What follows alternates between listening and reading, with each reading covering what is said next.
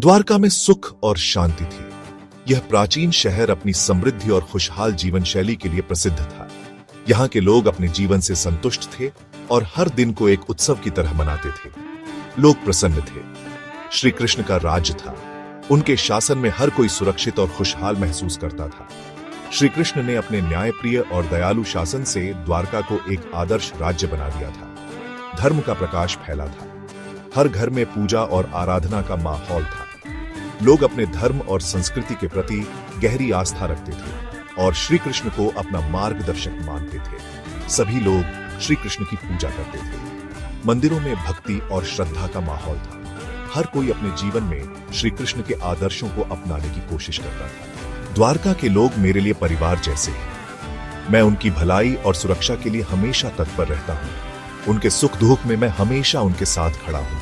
मैं उनकी रक्षा हमेशा करूंगा। चाहे कोई भी संकट आए, मैं अपने लोगों की सुरक्षा के लिए हर संभव प्रयास करूंगा। द्वारका की रक्षा करना मेरा परम कर्तव्य है। श्री कृष्ण अपनी प्रजा से प्रेम करते थे। वे हमेशा उनकी भलाई के बारे में सोचते थे और उनके जीवन को बेहतर बनाने के लिए निरंतर प्रयासरत रहते थे। उनके शासन में हर कोई सुरक्षित और खुशहाल महसूस करता था। वे हमेशा उनकी रक्षा करते थे। चाहे कोई भी संकट आए, श्री कृष्ण अपने लोगों की सुरक्षा के लिए हमेशा तत्पर रहते थे। उनकी वीरता और साहस की कहानियां आज भी लोगों के दिलों में जीवित हैं। बलराम श्री कृष्ण के बड़े भाई शक्तिशाली और वीर थे।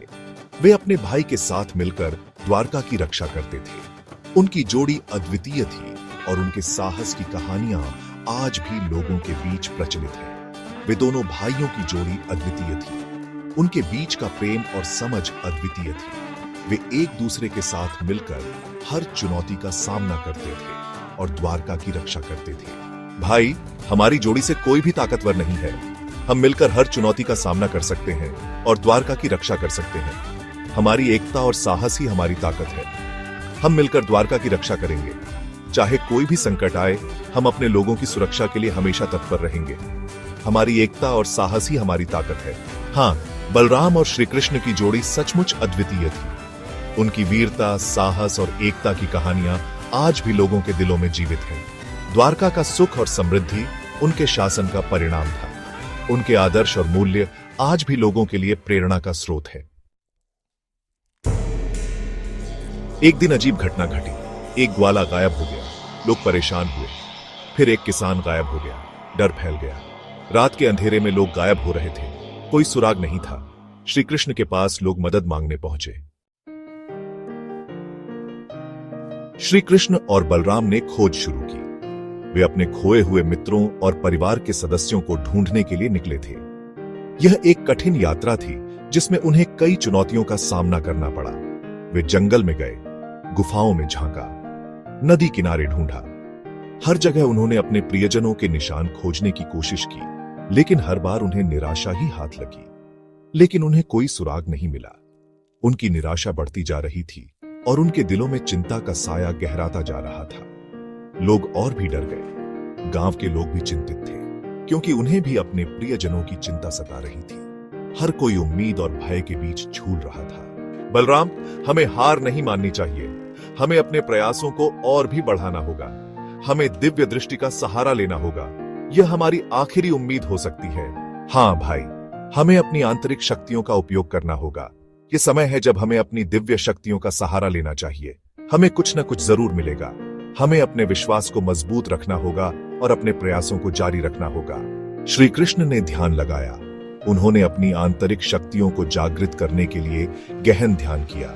यह एक महत्वपूर्ण क्षण था, क्योंकि यह उनकी यात्रा का निर्णायक मोड़ हो सकता था। उन्होंने दिव्य दृष्टि से देखा।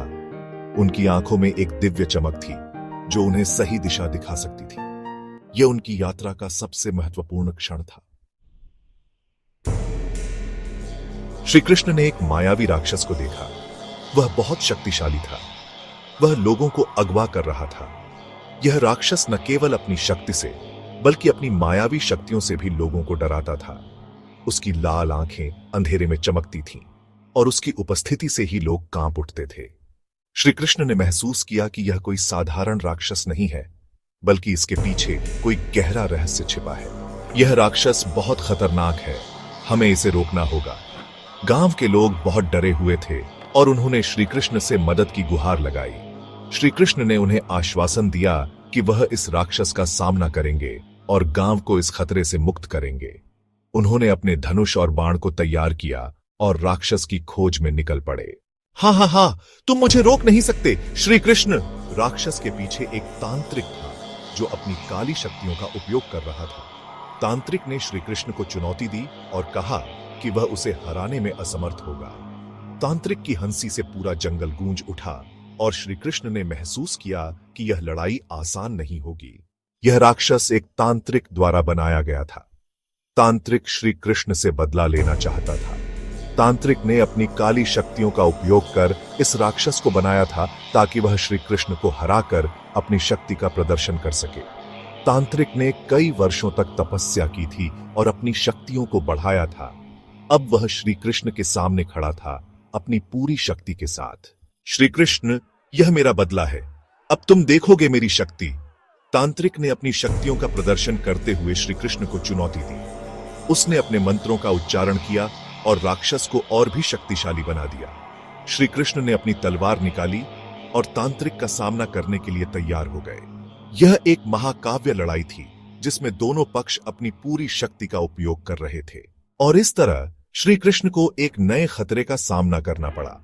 यह लड़ाई केवल शक्ति की नहीं थी बल्कि धैर्य और साहस की भी थी। श्री कृष्ण ने अपनी बुद्धिमानी और साहस से तांत्रिक और उसके राक्षस को हराया। गांव के लोग खुशी से झूम उठे और उन्होंने श्री कृष्ण का धन्यवाद किया। इस घटना ने सभी को यह सिखाया कि सच्चाई और साहस से किसी भी चुनौती का सामना किया जा सकता है। राक्षस, मैं तुम्हें ललकारता हूं। भयंकर युद्ध शुरू हुआ। राक्षस ने माया रची। हाँ हाँ हाँ, तुम मुझे नहीं हरा सकते कृष्ण। वह रूप बदलता रहा। श्री कृष्ण शांत रहे। उन्होंने अपनी दिव्य शक्तियों का उपयोग किया। श्री कृष्ण ने सुदर्शन चक्र चलाया। चक्र ने राक्षस की माया तोड़ दी। राक्षस घायल हो गया। वह श्री कृष्ण से क्षमा मांगने लगा। कृपा करें, मुझे क्षमा करें। श्री कृष्ण ने उसे मुक्त कर दिया। राक्षस के हारते ही गायब हुए लोग वापस आ गए। सभी ने श्री कृष्ण की जय जयकार की। श्री कृष्ण ने तांत्रिक को भी क्षमा कर दिया। द्वारका में फिर से खुशियां छा गईं। लोग श्री कृष्ण के साहस और प्रेम की प्रशंसा करने लगे। श्री कृष्ण ने सभी को धर्म का पालन करने को कहा। श्री कृष्ण ने कहा, सत्य, प्रेम और भक्ति से ही अंधकार को मिटाया जा सकता है। यह सुनकर सभी लोगों ने श्री कृष्ण की बातों को हृदय से लगा लिया।